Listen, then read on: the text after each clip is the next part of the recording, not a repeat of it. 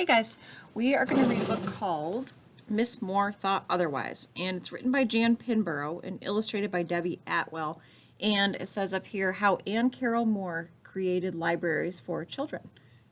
Let's see what happened. So this book is a biography, and on the spine label, right here, oh, it's hard to see because there's such a glare, but it says 921 Moore. So 921 tells me it goes in the biography section.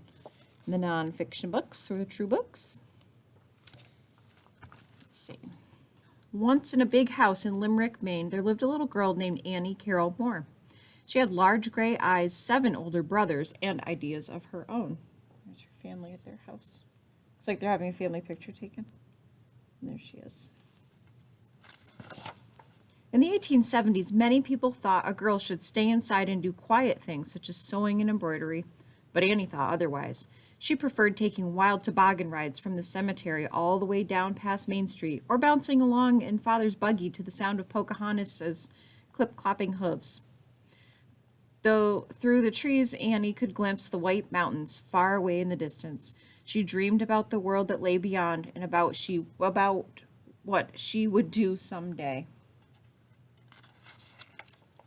Annie loved the stories and poems Father read aloud to her after dinner. On rainy afternoons, she would climb up to the attic to look at a children's magazine called St. Nicholas.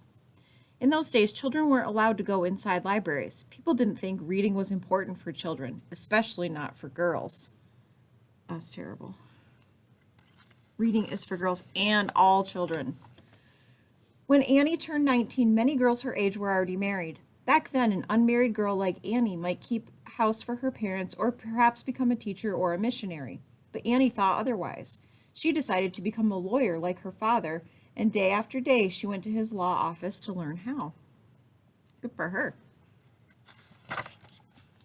Then, in one terrible week, Annie's parents both died from the flu. When her brother's wife died too, Annie stayed home to take care of her 2 little nieces. Venturing beyond the White Mountains would have to wait. After several years, her brother married again, and Annie heard exciting news. Libraries were hiring women as librarians. Annie packed her bags and traveled to Brooklyn, New York to enroll in the Pratt Institute Library School. Wow, that's very brave of her. New York is far away from Maine.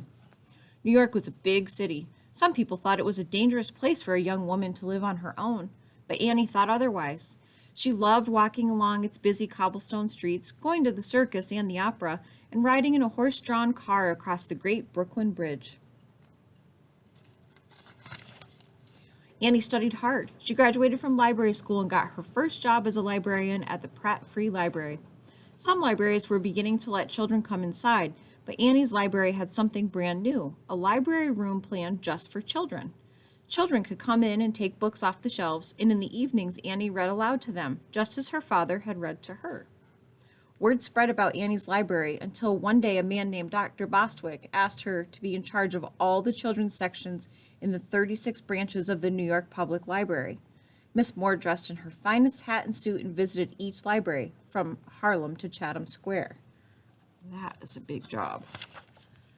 She saw that many librarians did not let children touch the books for fear they would smudge their pages or break their spines. They thought if children were allowed to take books home, they would surely forget to bring them back. Ooh, she looks not very nice. But Miss Moore thought otherwise. She trusted children, so she created a big black book with this pledge inside. When I write my name in this book, I promise to take good care of the book I use at home and in the library, and to obey the rules of the library. Miss Moore persuaded the librarians to use this pledge so all of the children of New York could check out books and take them home. Miss Moore pushed for other changes too. She urged the librarians to take down the silent signs and spend time talking with children and telling them stories. She pulled dull books off the shelves and replaced them with exciting ones, such as The Adventures of Tom Sawyer and The Swiss Family Robinson. She wrote book reviews and made book lists to help parents, librarians, and teachers find good books for children, and to encourage book publishers to publish better children's books. But many libraries still kept children's books locked in cabinets or tucked away in corners. They did not have enough books for children or enough shelves to put them on. Ugh, that sounds terrible. So when it was announced that a grand new library would be built on 5th Avenue and 42nd Street, Miss Moore was determined to make its new Central Children's Room the best it could be for all the children of New York.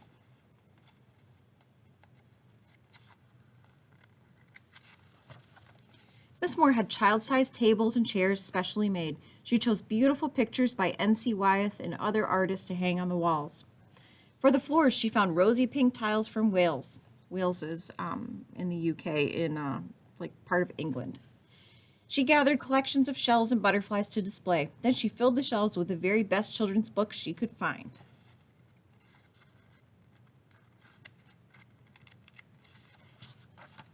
Finally, one warm spring day in 1911, the huge bronze doors of the New York Public Library swung open for the first time. Crowds lined the streets as a police escort brought the President of the United States, William Howard Taft, to dedicate the magnificent new library. That's a huge library.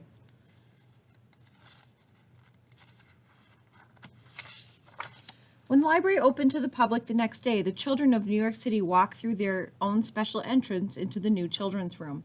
Hundreds of new children's books in many languages waited within reach, and beneath every window, a cozy window seat waited for children to curl up in it. Some of the kids, and their bookshelves are easy for them to reach.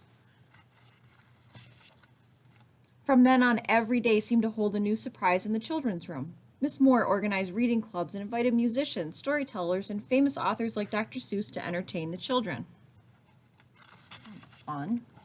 Often, Miss Moore would reach into her handbag and pull out a wooden doll named Nicholas Knickerbocker. There's the wooden doll. Children who were just learning English felt less shy about talking when Nicholas was around. One day, the King and Queen of Belgium visited the New York Public Library. "You must come see the children's room," Miss Moore told the Queen. That day, all the children in the library, from the richest to the poorest, shook hands with the King and Queen. Outside the library walls, 2 world wars, epidemics, and the Great Depression came and went. But inside, the children's room was always warm and bright, a place where children could meet other children and learn interesting things. In big cities and small towns across America, more and more libraries began to copy Miss Moore's Central Children's Room. So did libraries in England, France, Belgium, Sweden, Russia, India, and Japan. There's a picture of Japan, illustration of Japan. When Miss Moore turned 70 years old, it was time for her to retire. Some people thought she would sit quietly at home, but Miss Moore thought otherwise. Her friends at the library gave her a set of luggage with a small green suitcase for Nicholas, and she traveled across the country, teaching more people how to make good libraries for children. Today, libraries across America have thousands of books for children, and thanks to the help of a little girl from Limerick, Maine, who had ideas of her own, any child can choose a book from a library shelf, curl up in a comfortable seat to look through it, and then take it home to read.